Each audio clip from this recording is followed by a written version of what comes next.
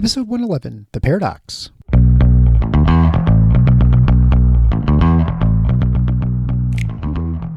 Welcome to The Paradox with your attending, Dr. Eric Larson. He is a practicing anesthesiologist and clinical assistant professor at Michigan State University College of Human Medicine. Listen in as he takes you behind the scenes of what practicing medicine in today's ever-changing world is like with another doctor. The Paradox is a fun and accidentally informative show for physicians, patients, or anyone who has ever found themselves in a waiting room.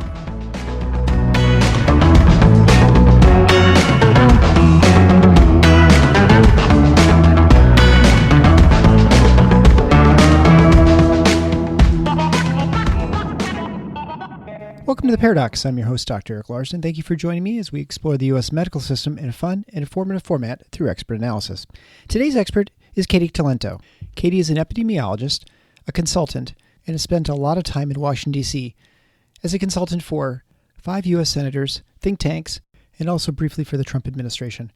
This is a great conversation we're going to have about what she does with her consulting work right now, which is unbundling insurance plans. So basically right now, when you get a traditional insurance plan, it's going to include pharmaceuticals, ER visits, hospitalizations, surgeries, imaging, sort of everything you can think of with the traditional insurance. But what she does is she actually unbundles this for employers, lets them self-fund their insurance, and saves a significant amount of money because it turns out that bundling actually loses money and it removes the incentive for the insurance companies to control costs, which, as we know, is one of the major problems with healthcare right now and with the pricing. Also, because of her extensive experience within the federal government, working with think tanks, the CDC, and the like, we're going to discuss the current pandemic, the government's response, how it's failed, what should be done differently, and sort of our general impression of whether public health officials are doing the right thing, the wrong thing, if we really even know what we're doing. And I think you'll find this really fascinating discussion, someone with significant insight into how the government works and agencies, and she'll even go over a little bit about what she thinks should be done differently as far as the future pandemics. Hopefully there aren't any. I'd encourage you to go to the show notes page at theparadox.com/111. There you can find links to Katy's business and the other episodes that may relate to today's show. But first, a word from our sponsors. Why pay Uncle Sam more money than you need to come tax time? Good news! You don't have to, but you might need some help from the experts. John McCarthy, co-founder of Physician Tax Advisors, and his team of CPAs have a combined total of over 60 years of experience helping physicians save money. They know around the time your taxes are due that it's added stress to your already full plate. Get the help you need and save money while you're at it with Physician Tax Advisors. This firm is physician family owned and exclusively works only with physicians to lower their tax bill. By specializing in physician finances, John and his team have helped many physicians with their high student debt decide if they need to file their taxes as married filing joint or separate. We ran the numbers and know working with John just makes sense. Check them out at drpodcastnetwork.com/CPA. Finally, if you like the show, please be sure to share it with your family and friends.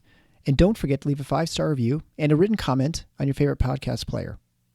But without further ado, Katy Talento of KFT Consulting and allbetter.health on how we fix healthcare. Oh, and COVID too. Enjoy. All right, welcome back. I'm here with my new friend, Katy Talento, who is kind of the jack of all trades here. She's at KFT Consulting and allbetter.health. She's an epidemiologist, licensed health benefits analyst and consultant. She advises organizations, employers, health plans, deciphering federal health and state healthcare policy problems. She served in health policy through 5 U.S. senators, and most recently was one of the head healthcare policy analysts for the domestic health care policy team for President Trump. I guess we're going to talk about a little bit of healthcare and the state of the world here in the United States. Thanks for joining the Paradox and the Doctor Podcast Network. It's my pleasure. Thanks so much for having me. Well, it's my pleasure. It's funny. It's like what's the opening question when you interviewed Ben Franklin? Like, what do you do? It seems like you do about everything, and you've kind of been everywhere. So it's actually hopefully kind of a wide-ranging conversation. Let's just talk about the U.S. healthcare system. So this show focuses primarily on the U.S. medical system and the problems, which there are one or two, right? So when you look at our system, I feel like in many ways the system has a real problem. It feels like we're just slowly circling a drain, right? It just kind of gets worse and worse. Solutions that are brought forth actually cause the circling to go more quickly, and we don't seem to have any really good policy prescriptions to get out of this. But how would you just describe the system we're in? How do we fix it? And then is there another country that maybe has a similar system to us? Because, we're always trying to find comparable healthcare systems like, if we were just like Canada, or if we just like Australia or something like that. Are there other countries with a sort of our experience, or, we're maybe 20 miles from where they are now, and, we can get a better idea where we're going? Yeah, that is a big question. I think you're right that healthcare has been broken a very long time. And, when I was growing up, insurance was pretty affordable. That was in the 80s. I don't want to age myself too much, but that was in the 80s. And, healthcare was affordable. I remember getting out of college and I had like a BCBS plan that was $100 and it was totally doable. And deductibles were in the hundreds and not the thousands. And something has dramatically changed. And it used to be that all the fights we had in healthcare were about, they were about coverage, because once you had coverage, you were okay. And Sure. you were going to be, the cost beast was sort of tamed if you had coverage. And so, even as recently as 10 years ago, when we were having our big Affordable Care Act fights in Washington, coverage was a thing. How many people are going to have coverage? Who's going to pay for it? What does it cover? Those were all the fights. Now, of course, most of America is covered, and still nobody can afford their health care. So the conversation is now about, whoa, everyone's covered. Everyone has Medicaid, Medicare, ACA subsidies, TANF, CHIP, all that, private coverage, employer sponsored coverage is supposed to be the gold standard. And yet nobody can afford their health care. What is going on? And so now we're starting to see some bipartisan coalescing around, I would say, more promising, more radical solutions. But because they are more promising, the swamp is like rising up out of the Everglades, if you will, to try to kill these solutions. And so I don't know if they have any prospects, right? There's only so much that any president can do by executive action. He really needs Congress to take on these special interests. And the special interests, they control a fifth of the economy. So It is next to impossible to take them on. And so when I was in government, I did everything I could, and we fought a lot of good fights and made a lot of progress. And there are some really good, kind of jihads that we went on that we won, and most recently on price transparency in healthcare. And we just won in court finally a couple of days ago. But ultimately, I realized this isn't getting fixed in Washington. There just isn't the political will and to take on these very difficult, entrenched special interests. And, we had a saying when I was in government, is that the biggest employer in any congressional district is the local hospital. So you start trying to take on hospitals, you're going to have a problem. And we need to take on hospitals. We need to take on health plans and carriers. We need to take on certain doctor specialties. We need to take on all the ambulance providers and the nursing homes and all of it. Every piece of it, heaven knows, PBMs, pharmaceutical benefit managers, and pharmaceutical manufacturers, and that whole supply chain for drugs. So you can't do it. It's just not getting done. And I realized, okay, the only way this is going to work when I get out of government is I have to go where the only bright spots are. And that is, there are really important success stories going on in the employer space, where the employers are saving healthcare one business at a time. And I wanted to be part of that. So, that to me is the bright spot. Washington and health policy writ large is not. Yeah. Well, it's funny because, when I started the show in 2018, I was very pessimistic about the U.S. health system. I mean, you look at Washington, obviously dysfunctional, and the Affordable Care Act did anything but make healthcare affordable. It didn't solve any problems from a regulatory standpoint. It made them worse. And then once I started interviewing more and more people about direct primary care, about innovative technology companies, telemedicine, you start seeing people who, despite every hurdle from a regulatory standpoint that's put in their way, they find ways of delivering care that are meaningful to them, meaningful to their patients. And you see a possibility for like a patchwork solution, one that comes from a market in some way, right? I mean, that strikes me as the way that this is solved. To your point, that you're not going to have some legislative fix that's going to, napalm the entire system and start over. I mean, that's just not going to happen. That's right. And, the politics of healthcare is always fear driven. And so nobody's going to win elections promising to take healthcare away. People are very, very scared about this one thing more than any other thing. And they are, fear drives everything. So I agree that in America, there's not going to be some radical start from the ground up solution. No matter what sort of politicians on both sides promise during campaign season. It's just there aren't the votes for it. To your point about, well, what country is like us? What country can we even look to? I actually don't think there is one. I mean, there are some countries out there that have done some market-based solutions. I think Chile was one, Singapore. But I would argue no country is like the United States of America. This is like ground zero for all healthcare innovation. And because of that, it must be preserved in a way that other countries don't have to worry about that.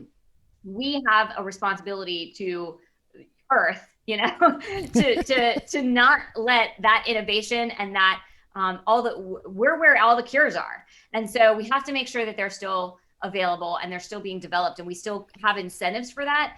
And yet we can't gouge our people. I mean, there's just that we've reached a tipping point on the gouging. And, when you talk about most people in America, the average amount of savings is under $500 and your average deductible is well over that. We're in a situation where that's why we're in the crisis we're in. So to your point about sort of a patchwork, sort of glimmers of hope, right? I do think that what you have in a traditional carrier plan, and right now insurance is dominated by, some people call it the five families, some people call it a cartel or oligarchy, but it is five companies. We call them in my business the BUCAs, right? The Blue Cross, United, Cigna, Aetna, and Humana. But the BUCAs, if you will, they are controlling everything, and their traditional plan takes all the pieces of your health plan and brings it in-house in some way. So you have a stop-loss reinsurance in any typical plan so that the carrier is protected from extreme risk. You have a pharmacy solution, right? The PBMs are now buying the plans or the plans are buying the PBMs. They're all coming in-house. You have wellness and care management, which is really in-house, and it's trying to minimize spending by the insurer. So between, and of course you have your repricing scheme. So hospitals and doctors, they have list prices. How do you get discounts? How do you reprice those bills? So the way these carriers do it is through networks, right? So there's all these different pieces of a health plan. And where I see the hope and what, we do at All Better Health, and there are some other colleagues that I have out in the world doing the same thing. We unbundle that. And that's the only way, is because right now, all the incentives in those carrier plans are to all those pieces. We're going to pay kickbacks amongst each other. We're going to grow our profits. We're going to, the ultimate payers, the patients and the employers, and in many cases, the taxpayers, they are, what do they want? What are their goals? Their goals are less money, better care, right? I don't want to be sick. I want to stay healthy. But the incentives for the entire supply chain that is all like intermeshed with corrupt conflicts of interest and kickbacks to each other, their incentives are for that same payer to be sicker and to pay more. When all the incentives are aligned in that direction, that is what will happen. It's the standard economics line that you get what you pay for, and we pay for more sick people, doing more stuff to sick people at a higher price. So that's what we get more of.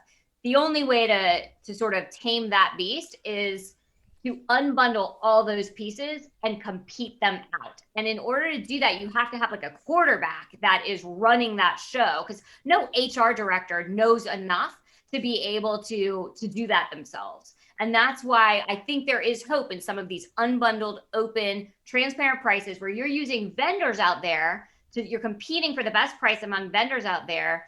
I bring in a PBM. That PBM isn't owned by my stop loss carrier, my reinsurer, which isn't owned by a wellness vendor or a direct primary care practice. Like none of them have interests among each other. They're all contracted with the employer.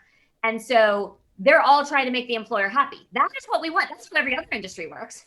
Why can't it work in healthcare? It can. And it's saving 20 to 40, 50% in year one. I mean, that's how broken healthcare is. It's funny because, generally if you buy things a la carte, it's way more expensive, right? Like only in healthcare would it be the opposite. Exactly right. So, so you obviously help people unbundle it. Give me an idea for what you offer. I assume you're mainly working with employers, right? That's right. And the funny thing about the healthcare system, of course, is when you look at the customers, the patients actually aren't even in the equation, right? In many ways, since they don't have any control because they're not moving any of the money around outside of maybe leaving a job or something. And so it makes it really difficult, I think, to get the right price signals and the right market forces aligned in order to get people to behave the way they should and to make the decisions from either end, from either the person selling the product or for the person purchasing it, right? Yes. But as long as you have employers, which I think we're going to for a while anyway, what exactly do you do? I mean, when you say you unbundle it, what exactly does that mean, I guess? Right. So great. Usually I start with trying to figure out, I want to build an unbundled plan, usually on direct primary care. If an employer is willing to go there. Sometimes they're not, they haven't been educated even enough, or they're not aware of the benefits and the value of direct primary care. And so they don't want to do that. But that's the ideal. We want to build it on direct primary care so that, that doctor doesn't have an incentive just to see my patient as fast as he can or she can and get out quickly. And, when primary care is so broken, primary care is the solution to so much. And yet it's so broken in the United States. And so the incentives for primary care physicians right now are to see as many patients as they can and just refer to high cost care, right? I don't know. I don't have time to know. And so I'm going to refer you to an MRI. I don't know. I don't have time to know. So I'm going to refer you to a specialist. So when we get doctors out of that rat race, then we can start to have actual health, actual prevention, actual disease management. And those things are what are, disease management and managing costs all comes down to, we don't want people sick. We don't want people in a hospital. What is it going to take to keep everyone out of a hospital? Because that's where everything bad happens with respect to quality and cost.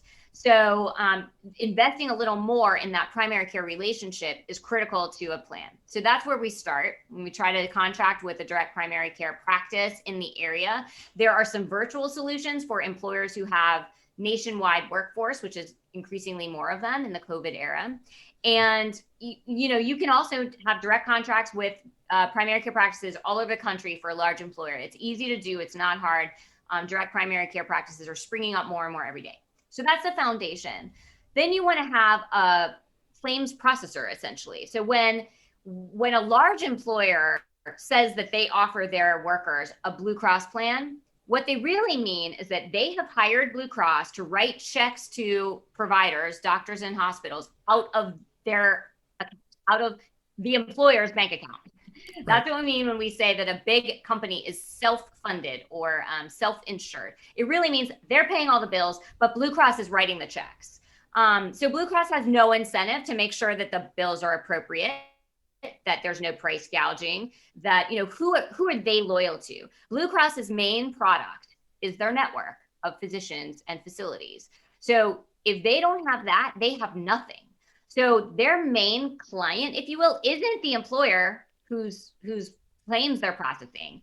It's keeping the doctors and the hospitals happy. So they have no incentive to really become aggressive on bill pushback, right? That's inappropriate care. That's 5 times the Medicare rate. We're not paying.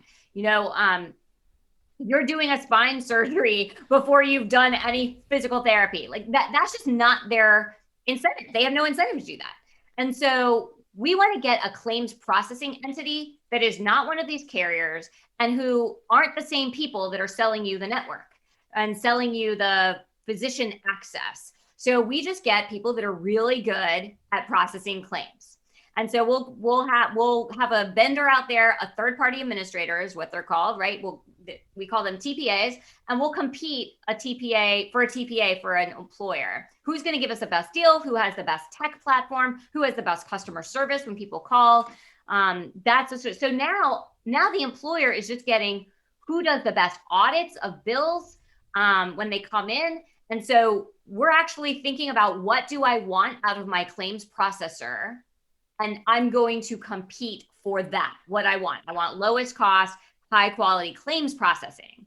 And so then I'm going to go and I'm going to go for a pharmaceutical benefit management. Okay, I want the right drugs, not the wrong drugs. I want the right drugs available at low cost for my people. Maybe no cost if they're generics, or if they're going to prevent higher costs in the hospital. If I have a drug that's going to keep somebody healthy and out of the hospital, I'm going to make that cheap, right? Blue Cross may not make that cheap. They make that expensive because they have a kickback arrangement with the pharmaceutical manufacturer, or the middleman between them and the pharmaceutical manufacturer.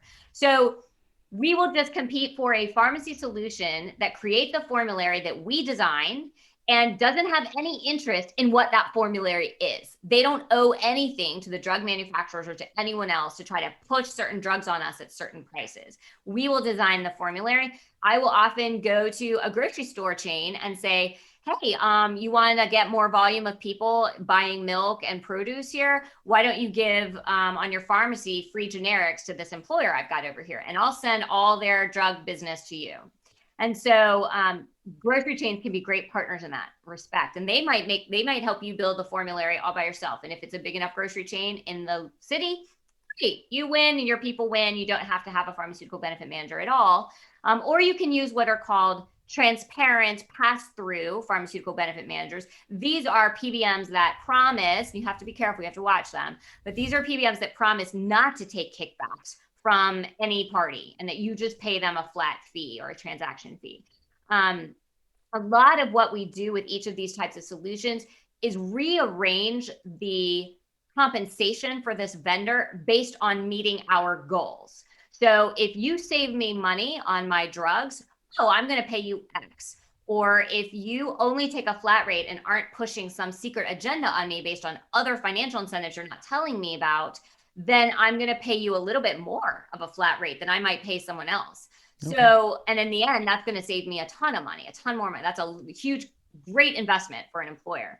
So we do that with the pharmacy. We do that with the claims processor. We do it with disease management vendor. We do it with the direct primary care vendor. We do it with repricers. So I might hire somebody to negotiate bills in advance or after the fact with a hospital to get them to agree to a lower rate for a surgery that I know is coming up as part of the pre-authorization process.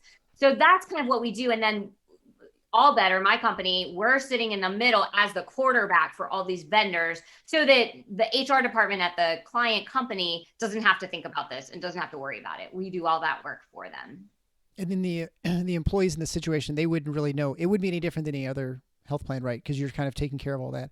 That's right. It's interesting too, because I've talked to farmers, many of these organizations and entities you talk about are both the villains and they're also the heroes in these stories, right? Because you talk to pharmacy benefit managers, they are some of the worst offenders in probably of cronyism. I think examples like Express Scripts and CVS, I think Caremark, and yet there are PBMs that are totally the opposite. I've talked to people who are kind of like a very small PBM, which I didn't even know existed, and I usually wonder why people don't use them more, or direct primary care, right? You have all these different options, and again, I think it is refreshing to see that people are looking to do these things. It is sad that you have to do all these things to try and make something work. I mean, it almost would seem it'd be simpler if maybe the employers weren't involved in the whole process to begin with. But I guess again, that's the way the system works right now. Yeah, you think about, whenever something's being disrupted, at first, nobody had ever heard of Uber. Uber was operating in one market maybe, and the penetration and adoption of these innovations does expand over time. I think right now, probably a single digit number of employers are using these types of plans, what I call unbundled or employer owned plans. But it's spreading, it's starting to spread and word is getting out. And that's really encouraging. You're right that, you can have a good PBM, you can have a bad PBM. I'm in the business of benefits advising. And my industry, which is basically the benefits broker industry, is a huge part of the problem, a huge villain, right? Yeah, right. They market themselves, most traditional brokers market themselves as a buyer's agent working for the employer to get them the best deal on their plan. But really, they're totally paid by the plans to make recommendations that maximize profits to the carriers. So they're a huge part of the problem. And that's why, so I say, hey, I'm a good broker. Then you can have a good PBM, you can have a good claims processor. So you're right that it's really about the motivation and the spirit of what's being driven, and also just how the incentives are aligned. Are we all working for the employer, or are we working for someone else secretly? Lots of people have high deductible healthcare plans, and we've noticed a huge change. I'm an anesthesiologist full time, and certainly the last 10 years has been a dramatic shift in this. Before the billing strategy was always, you want to be slow to get your bill out, because if you're too fast, people are paying out of pocket before it hits a deductible.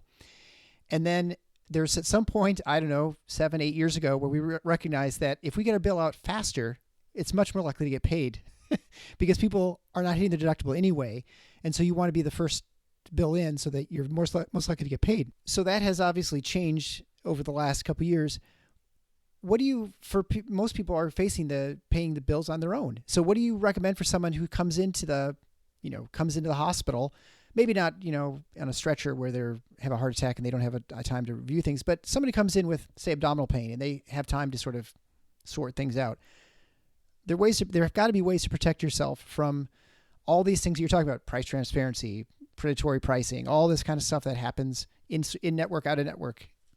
Yes, great question. So first, I would say that with respect to the high deductible plans, what I like to say is the secret superpower of healthcare that is really it is secret and it is super powerful, is that the only way to spend less on healthcare is to provide more generous benefits. So if you want someone to do something, you can't make it expensive.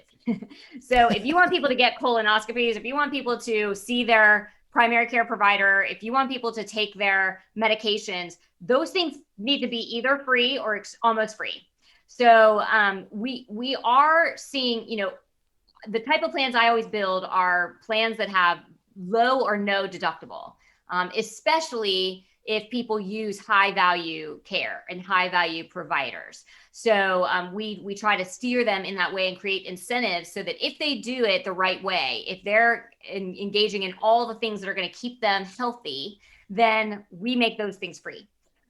So that's sort of the institutional way to handle, the structural way to handle the problem you're talking about.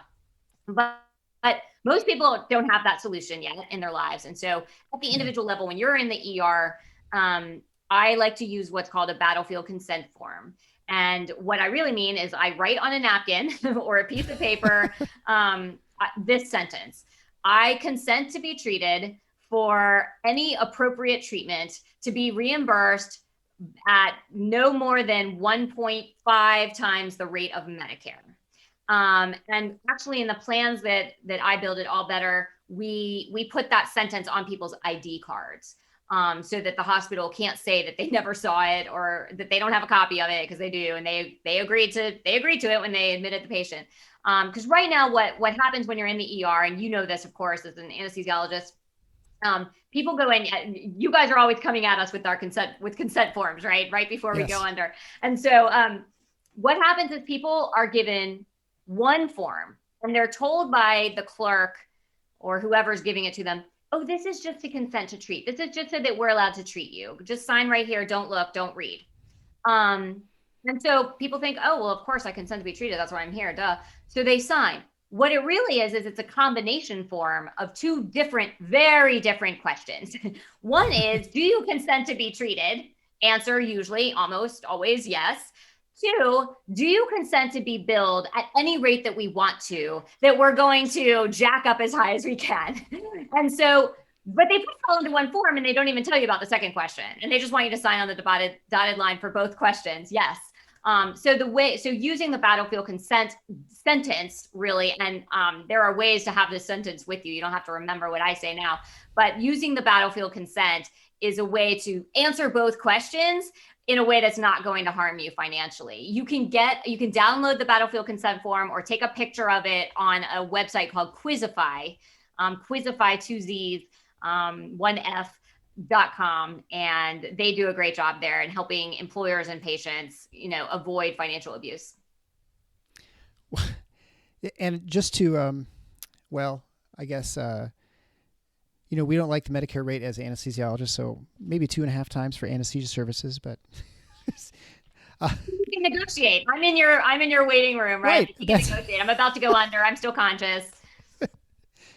So I wanted to pivot to COVID because you are an epidemiologist, and I wanted to ask you some questions about what's going on. You're very experienced with bureaucracy, both the federal and state. You've dealt with it all the time. And so my general impression when looking at this now we'll say it starts back in February. We're recording this on January 4th of 2021. And about 9-10 months ago, I feel like this, especially the CDC and the FDA, have really failed our country when it comes to the pandemic. I don't even want to talk about political leaders because they sort of do what they always do. And so I'm not going to, I won't hold them in high esteem or low at this point. But, we had conflicting messages from the organizations from the start. Wear masks, don't wear masks. You can't use these tests. Oh, now you better use whatever test you can get. We have antigen tests that were developed right away that were oral, that were fairly effective, that have been blocked until I think just now. I mean, it's been almost 10 months. They were available, or they could at least be produced. We had people who were doing everything they could to produce PPE, and the FDA said you can't do that because you're not authorized. You have to fill out 27 forms. And people said there's no point. Distilleries that were now fined, that now their fines have been reversed for trying to make hand sanitizer, people just trying to do stuff to fill holes. And I feel like our bureaucracy is designed to prevent any reasonable solutions. Do you agree with that assessment? And then are there any like specific things that would fix this? Or is this just kind of the system we have and we just kind of stuck with it? I think that, when I was a young Hill staffer and I was in charge of the budget of CDC for reasons unknown to me, someone put me in charge of this. I remember thinking, CDC is totally siloed, and it was my favorite agency of all the agencies. And I used to say, I'll deny this, but CDC is my favorite agency because I really believed that they were the absolute experts who were putting on like the BL4 suits and going in, quarantining towns and saving lives. They were running into Ebola when everyone was running away, and that they were these, virus hunters. That's why I went to public health school. That's what I wanted to do with my life, was control infectious disease, just like the CDC. And I thought they were the experts. And what I think we've learned is that bureaucracy destroys science, and it destroys pragmatism, and it destroys common sense. And that doesn't mean that people in the bureaucracy don't have common sense and don't know science or whatever, but that the bureaucracy alone destroys rational action. And you think about the DMV, which is basically, the bureaucracy most of us are most familiar with, right? And how it can just, it doesn't matter if you're making a point as to why you don't have what they think you need. It doesn't matter. Their job is X, and it's so huge that they can only do their little job. And that's what I've seen a lot at CDC, but especially at FDA, unfortunately. I think it's almost even worse there. But, where FDA has a mission, their job is to protect you from yourself, I guess, protect you from your own judgment. We have to save you from unsafe stuff that's going to kill you. Even if you want it, you're too dumb to know better. We're going to protect you. And that risk aversion has no place in a pandemic. And we've seen that. And CDC isn't quite as bad just culturally around that because FDA's mission is safety, right? But CDC isn't quite as bad like that. But they have a mission, which is, we are going to stop disease transmission. And, I had a lot of people ask me, because I used to work for President Trump, and I would get a lot of media outlets that were trying to get me to criticize President Trump. But Katy, don't you think that President Trump screwed it up in X way or that way? And I would say, listen, our elected officials are being asked in this situation to weigh impossible trade-offs. And if you wanted to ask me, Katy, as a public health official, or the CDC director or the FDA director, how do we stop a pandemic? I can tell you how to stop a pandemic. I can give you, elected official, perfectly effective advice as to how to stop an infectious disease, and we will control it. And yeah, fine. Of course, I'm going to destroy the economy and everyone's mental health. And I'm going to, but I will stop. Like, if nobody leaves their house ever again, we will stop it. So that's one extreme. And then, but it's, people would criticize elected officials for not following the science and not listening to the scientists. But we have one role, and the elected official has to think about the trade-offs, and we don't have to do that. We have the luxury of just having to control a disease. And right. So as they would acquire more knowledge, they're in the business of telling people what to do, these bureaucracies, right? They're the experts and they're the authorities. And so they're used to having the answers. And about most things that they work on, we do have the answers. I mean, they work on obesity, and they work on rickettsial diseases and tick-borne diseases. And we have a lot of answers about this. Influenza, we have a lot of answers. Ebola, lots of answers. And even in things that we don't know much about, we still have a lot more answers than we had about COVID. And yet people are required to come out with authoritative recommendations. And so they just do their best. And rather than saying, man, we don't know, but listen, we wear masks in surgery for a reason. So masks surely have some, there's right. There's probably something helpful there, but we don't know. And we don't know how much. And you need to think about, like, does wearing a mask all day have problems for you in some other way, and make your own best judgment. Their job in a situation like this, the public health establishment, their job is to provide the absolute most honest, comprehensive information so that freeborn citizens like you and me can take that information and make our own trade-offs. And on my trade-off for my risk that I'm willing to take based on my life and my family may be different than a small business restaurant owner who have to feed their family by keeping their restaurant open. And their risk judgment and the judgment of their minimum wage employees may be different than mine or yours or the CDC directors or Dr. Fauci's. And so it's really important that government allows people the freedom to make those risk assessments and provides the local officials all the information that's possible. I do think that what we've seen here is a disgusting display of the lack of public health data infrastructure, which has been, I think, perhaps the most underreported failure of the bureaucracies, in that, CDC in this country does not control public health disease control at the local level. They're just not in charge. They give advice. That's really all they do. And they take statistical reports from those local and state officials so that they can aggregate it for everybody else. That's all they're supposed to do. We're asking them to tell localities what they should do, and that's just not their job. Simultaneously, their job, which is to be helpful to those decision makers at the local level, requires good information. And these guys, they don't have any reporting systems. They don't have any surveillance systems. So it seems to me that one of the most important lessons that really isn't talked about because it's not very sexy, but that we really need to focus on in the future is CDC needs to provide public health surveillance systems to every locality and state in America. And it needs to have standardized data fields, and that's just the end of it, so that we can have real-time reporting that's consistent with the digital world we live in. And that's, oftentimes an argument made for a single payer system, right? Like, if we have a system that's totally nationalized, it's all going to be much easier to data. But I can tell you, as dealing with government payers, that having the government in charge of everything doesn't necessarily make it much better. And so that does not necessarily mean that it would be the case. I think it provides information to the decision makers. I don't want the decision makers to be in Washington, but the decision makers need to have absolute real-time data. And they need to have their own real-time data, which they don't even have. Right. And I feel like this, from the very beginning, not only did we have redefining our objectives, flatten the curve, then it's, we don't want any disease. Now we want to keep the hospitals, whatever, that it sort of like was ambiguous and moved around. And I understand in the, evolving pandemic, you don't know what you're facing. So that's understandable that people have different ideas in different states and localities. But so much throughout this process, I feel like public health officials, the people who you rely on for authoritative, information, were unwilling to say they didn't know. Right. And because of that, as soon as they admit that well, we didn't really know. We just kind of guessed, or, we knew herd immunity really had to be 90%, but now we were saying 70 because we didn't think it would actually buy.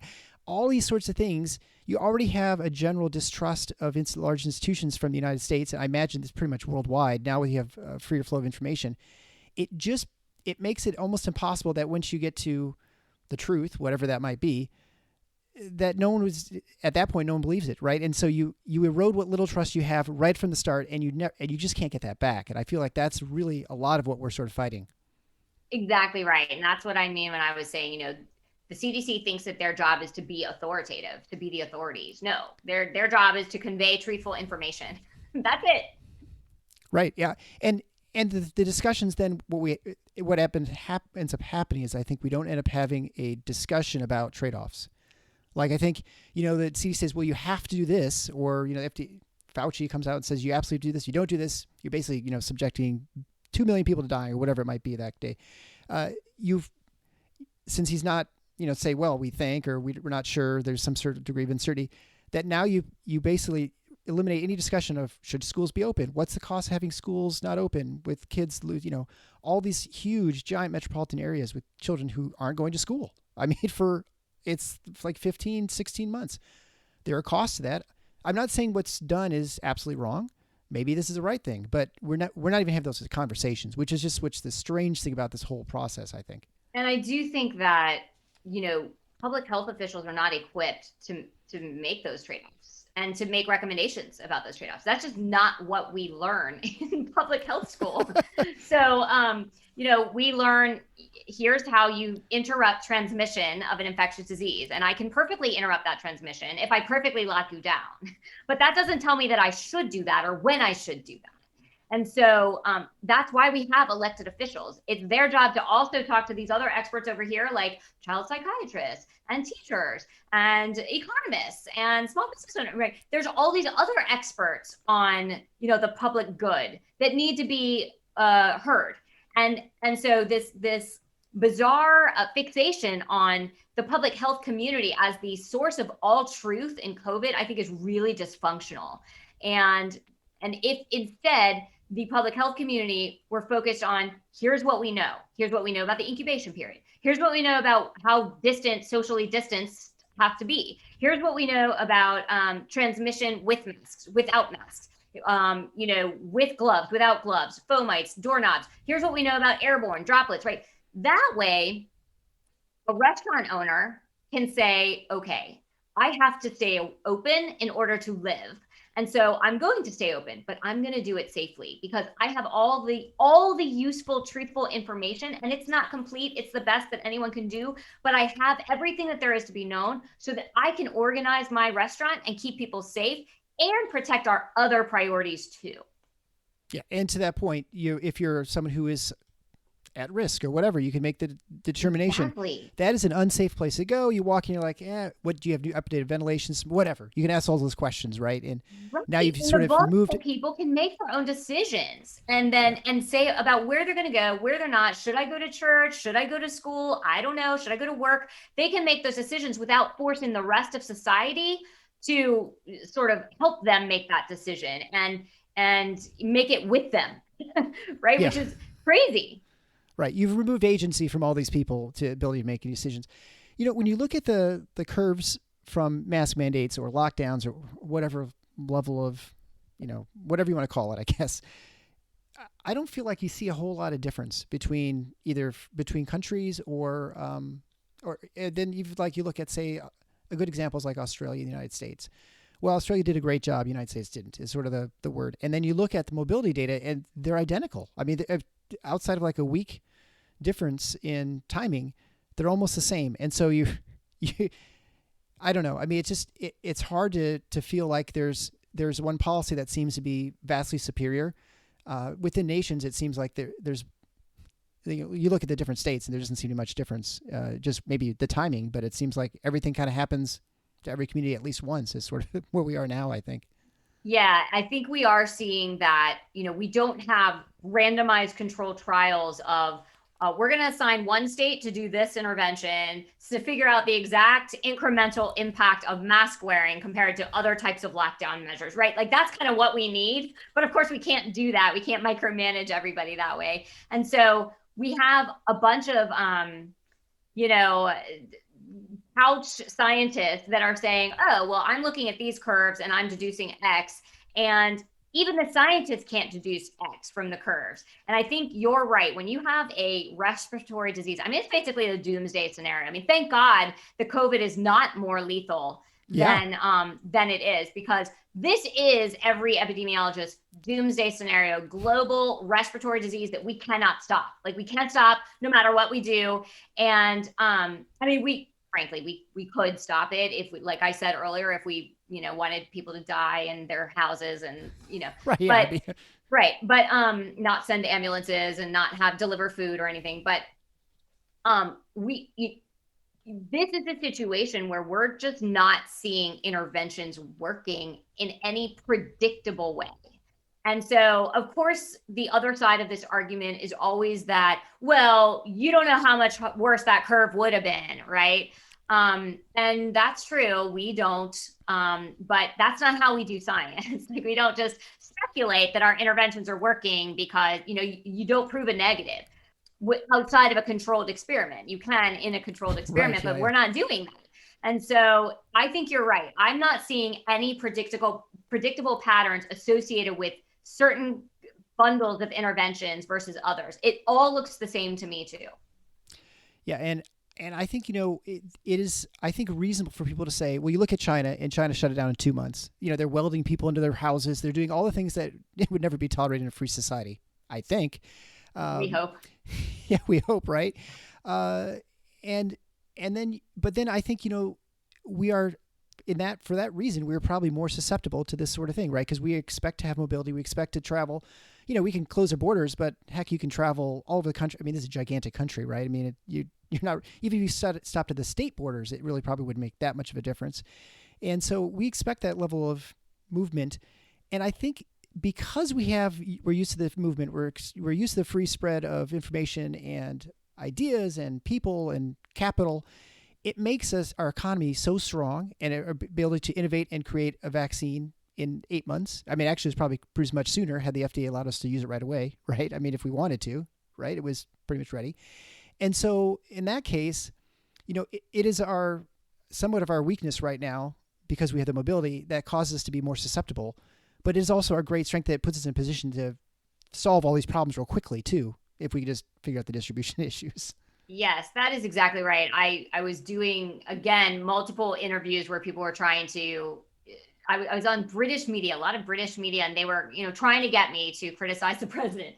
And they would say, but why hasn't the national government done X or Y? And you could have, you're so much worse than us because of X.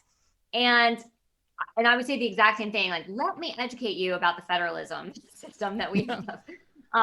And it's many, many wonderful virtues, right? But there are trade-offs, as in everything. And the trade-offs to federalism is that we don't get to dictate to a local mayor from the CDC what they're going to do about their disease state, or what kind of testing they're going to use, or how they're going to roll out the vaccine. And there is a ton of beauty in that, in terms of all the free-flowing ideas and people and capital that you mentioned. But there are trade-offs, and mass population control when you need it.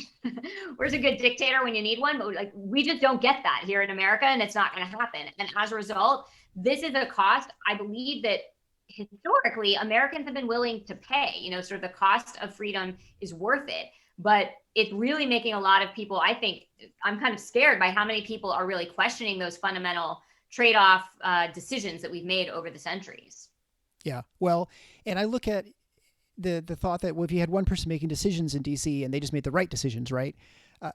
That's assuming that the country's homogenous. We have similar densities. We have similar everything, right? And if there's anything that should be obvious to everyone, is that this is a regional epidemic, a collection of regional epidemics that sort of move around, right? And so we had in Michigan, as an example, we had Detroit got hit really hard early in April. And I'm in the west side of the state. And so we just kept waiting for it to come. Never came. I mean, we closed everything down. Our governor closed the entire state down.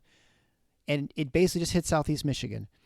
And then now all of a sudden in November, it hits the rest of the state.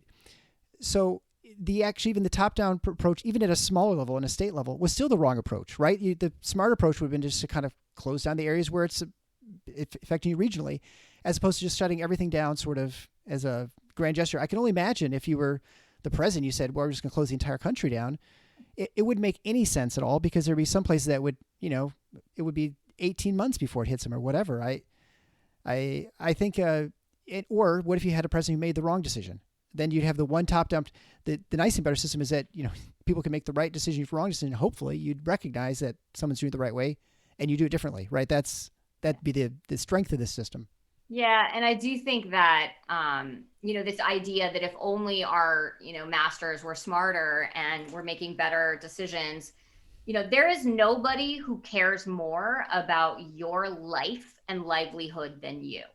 So there is nobody better equipped to weigh those trade-offs for you. Certainly not someone at your town council. Is not even they are as good as you at doing this. And so certainly not your governor, and definitely not the president or Dr. Fauci. So that is why I think the federal government has got to be primarily in crisis like this in the information business and trust the wisdom and the judgment of its citizens. I just think we have a fundamental mistrust of them, and we're not willing to pay the cost for citizens who make choices we wouldn't make, right? And there are trade-offs to freedom, but freedom is really the best way compared to all the other options. Yeah, his rights. Democracy is a terrible system of government, but it's just better than all the rest, right? So exactly. The Churchill's quote or something. Yes. Capitalism. He said that enough. Yeah. With the distribution of the vaccine, with the last question about this, so the federal government is marginally involved. I mean, they kind of sort of vaguely distributed so many to each state, and the states it's up to the states to distribute them. I don't think the federal government, my understanding is they don't dictate who gets it. They have recommendations for phases, but the states can kind of do whatever they want. Do you see this as a problem right now? I mean, I know other countries are kind of thumbing their nose at us or something like that. Or do you think this is just kind of that? I mean, it's a kind of a miracle that we even have a vaccine right now. I didn't think there was any chance we would have one at this point. Or, what do you think the situation is there with the distribution of the vaccine? Yeah. So I do think that the federal government can provide recommendations and guidelines to elected officials at the state and local levels. And they were, I think, probably a little late to do that in this process. Their guidelines were late in the process, so that the states had to kind of come up with their own plans by themselves. I live in a state where there's not a rational plan for vaccinating the most at-risk people first. Which I find maddening because my parents live here too. And I think everyone finds maddening because their parents live here. And so that's a problem. But if you're in a smart state, I think that's doing it better, then you're lucky. And that is just the really tragic downside of our system, of our federal system. So I do think that the federal government could have given more epidemiologically sound guidelines than no guidelines for 3 weeks. So that's not good. And, these are the fundamental things that these bureaucracies are failing us at. They're so busy trying to get things just exactly right, or they're focused on the wrong thing because they're in their own little lanes and silos, that they're missing the big picture. Like, we are shipping hundreds of millions of doses, tell people what to do, give people advice. What's the best advice for this? But I do think that some responsibility has to be on state and locals. You look at your average local health department, they're not complete dummies. I mean, what makes them so much stupider than, experts at the CDC? Like, this is not rocket science that we're going to give an intervention to the people who are most at risk. So I don't absolve these localities and states from figuring this out themselves too. You don't need a bureaucrat in DC to tell you that what seems to me to be kind of obvious. Yeah, and I think the one thing we don't take into account is this is a very complicated thing to do, right? It's when you're trying to vaccinate everybody at the same time, even if you had all the doses available, just logistically, just try to imagine how you set up to make sure they get the dose, and then 3 weeks later get another dose, or 4 weeks. I talked to my dad who's in in Florida, and every county's different there. And if you're over 65, I think they say you can come get it. But some place you go wait in line, some place you try and make appointments ahead of time. No way really is that good because there's just no good way of doing it. There's only so many hours in the day. There's so many people. It's just a really, really hard problem to solve. And I don't know that 8 years of planning would have made it any better to try to launch something in 2 weeks. It's be impossible. Right. I mean, we do have pandemic flu plans that are supposed to have been thinking through this. I mean, I worked a little bit on that when I was still in government. We had plans for mass deployment of countermeasures like vaccines. I don't know. Those plans are not being carried out. We involved, the military and logistics centers that they set up. So I think because we've decided to go through the typical public health approach, which is we're letting states and locals do it, we're not really treating it like a national deployment of a countermeasure, the way we would if, like a dirty bomb had gone off or a smallpox epidemic had been launched on us by right. China, which is not too far off from what the truth is. But yeah. I just think you're right. To your point, this is hard. Nobody knows how to do it. Nobody's ever done it before. And it's going to be done a zillion different ways. And we will learn a lot from the variety later when we're analyzing it all. We'll be ready for the next pandemic in 100 years from now. We'll get it right then. Well, Katy Talento, thank you so much for being on The Paradox. I appreciate it. If people want to find out more about you, your writing, obviously you're in media all the time, talking to the Brits, apparently. How do they find more about you? Yeah, they can find me at allbetter.health. Allbetter.health is my company. And you can reach me there in a number of ways. You can download a free chapter or free books for employers about how to do the Unbundle plans and contact us. We're happy to help. Thanks so much for being on the show. Thank you. Appreciate it. Before we go, just a reminder to reach out to John McCarthy and his team at Physician Tax Advisors before you set out to handle your taxes this year. Taxes are complicated enough, so leave it to the professionals. Go to drpodcastnetwork.com/CPA to get help today. And thanks again to Katy Talento for today's show. Thanks for listening to The Paradox. If you like what the doc is doing, please subscribe and leave a review on iTunes or Stitcher. And share the show with your friends. Become a supporting listener to get access to special bonuses at patreon.com/theparadox. Show notes can be found at theparadox.com.